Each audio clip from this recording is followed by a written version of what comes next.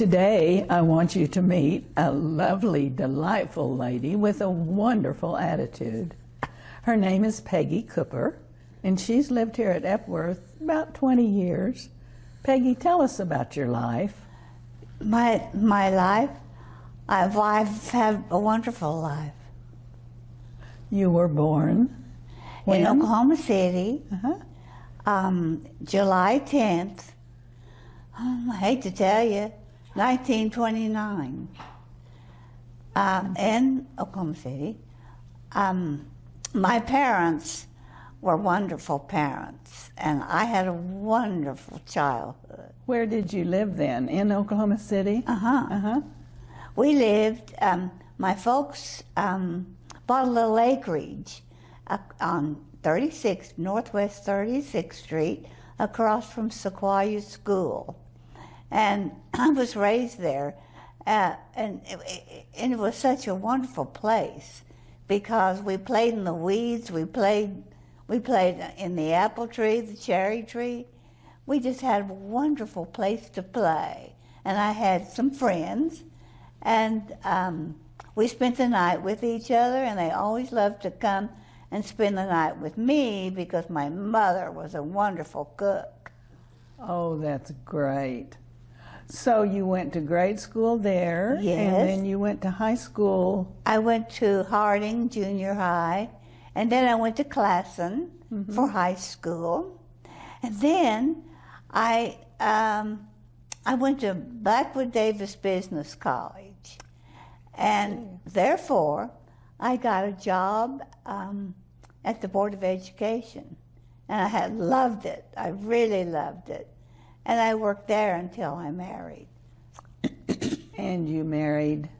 I married Bob Bolton. He and his family owned a company that was started back during the war. And they remanufactured or rebuilt parts. They'd take an old part and clean it up, and like armatures and carburetors and put new brake lining on the brake shoes and many other things. And it was a marvelous little business. And I had a very wonderful life. I had everything I wanted. I had a young husband, and I eventually had 2 little girls, and I was so blessed. I was happy to have them. I wanted 2 little girls. And we had a really nice home. And then my husband contacted Rocky Mountain spotted fever, and he was 42 and I was 40. We were just really getting started with wonderful things happening to us. And so therefore I finished raising those teenage daughters alone. And but we had happy times being together, the 3 of us. Well, now there's one thing you overlooked, was telling me you had siblings too. Oh, my brother and sister. Yes, they were marvelous to me. I don't think Mother and Daddy really wanted me to come because my sister was 9 years older and my brother is 6 years older. And then I came along, and I'm sure they weren't real happy about it. Well, what did you, and Bob? Yes. Did you have any travels or anything like that? Well, did? We traveled with the business sometimes. He was sales manager. Oh. And we went to remanufacturing parts companies, and everybody got together, and Chicago was my favorite place. We saw all kinds of musicals and all kinds of actresses and actors. It was really fun. That's wonderful. That sounds like a happy, happy time. Oh, and it was. sad. I was so lucky. I really was. How sad for you to lose him so early. Yes, though. it was very sad. But you and your girls. And soon after that, the Boltons, and I had a wonderful mother-in-law, and also an aunt, and they were the Irene Bolton was president of Unit Parts Company, and Aunt Tish was the treasurer, and those two little ladies ran that big business. Wow! And I loved them so; they were so great to me. So it was sad that we lost Bob, but then life went on because I had to. Mm-hmm. And then at a later date, you met? I met Dr. Walter Cooper, who was a periodontist, and a friend introduced me to Walter, and we had a great life, really a fun life. We played a lot of golf, and all the years of my playing golf shows on my skin. Oh, so. But it was fun. We spent a lot of time in Colorado at the Garden of the Gods, which is it was on the top of a mountain. It was called Kissing Camels, and we went there at least a week or two every summer, and it was fun. Oh, wonderful. Yeah.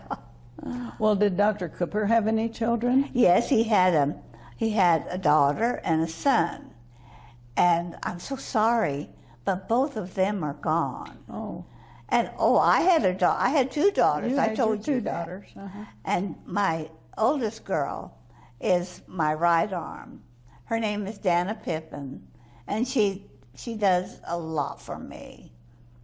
And another sadness was, it's hard for me to say, but I lost my youngest daughter. So, and I miss her very much. Oh, yes. You know, to lose a child is probably the hardest. Mm-hmm. It really is. Mm-hmm. So, but we played lots of golf, and I had lots of fun playing golf. One story about my golf games was that I played in the Oklahoma State Women's Golf Association championship. I played, but I got down to consolation. I was so bad. Oh. And the woman that played with me, she was so bad that she got down to consolation too. But she asked me if she could she said that she hadn't eaten, and would I mind if she ran and got a hamburger? And I said, oh, sure. And so she came back and ate her hamburger and beat me. Oh. You needed to get a hamburger too, huh? I guess. But that's kind of sad that she beat me while she was eating a hamburger. And then I had a hole in one. It was on Quail Creek, and you had to be in a foursome, and so we went into the pro shop, and I told him, and one of the guys said, "That's great, Peggy. What did you hit?" And I said, "Well, the south wind was very strong, so I choked down on a 3-wood." And they all started laughing. A 3-wood. And what happened was, it was a short hole. What happened was, I hit the pin and the ball went in. Oh. Had it not hit the pin, no telling where the ball went. But anyway, that was another fun thing that happened to me. Oh, dear. So, but those were great days too. Made lots of friends, Mm-hmm. and all the girls and that I played golf with, they're all gone. So I guess I'm really lucky but I don't play golf anymore. You don't? No. And the one thing I remember about living when I was a child was that my brother did all kinds of fun things with me, and he taught me to swing a bat. And I don't know why that just came back with me when I learned to play golf. Sure. But and also about my childhood, I remember my mother would can everything that came out of the ground, and she had this pantry, And I remember, I can see it now, all those beautiful, clean jars with gorgeous peaches and green beans and peas and all kinds of things. And that's, I guess that's why I've been healthy. Yeah. Probably so. Yeah. Yes, you've been very fortunate. Oh yes. I'm very grateful for everything that has happened in my life. And you know, my life probably will be over one of these days.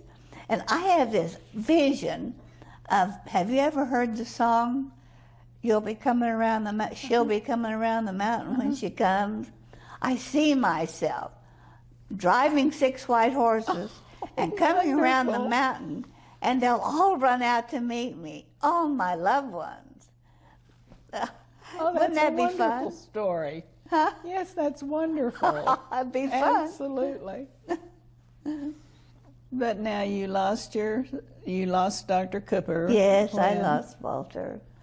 And then I had there was a man here. His name was Walt Stoney, and he was a very popular man and a very, very, very good man. And we had a wonderful romance. But it ended very quickly because he had cancer and left us. But I have many memories there because we traveled a lot. Oh, wow. It was lots of fun. Now, you told me a little story. Somebody was going to give you some champagne. Oh, well, that was Bob. If I break 100, he would give champagne to all the ladies in the locker room, and of course me.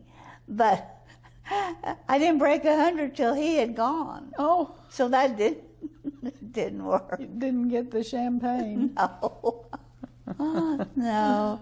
Well, you've had some wonderful stories to tell, with a little tragedy along the way. Yes, yes. And you've certainly handled it beautifully. Well, it's nice to talk to you. Oh, Peggy, that was wonderful. Thank you so much.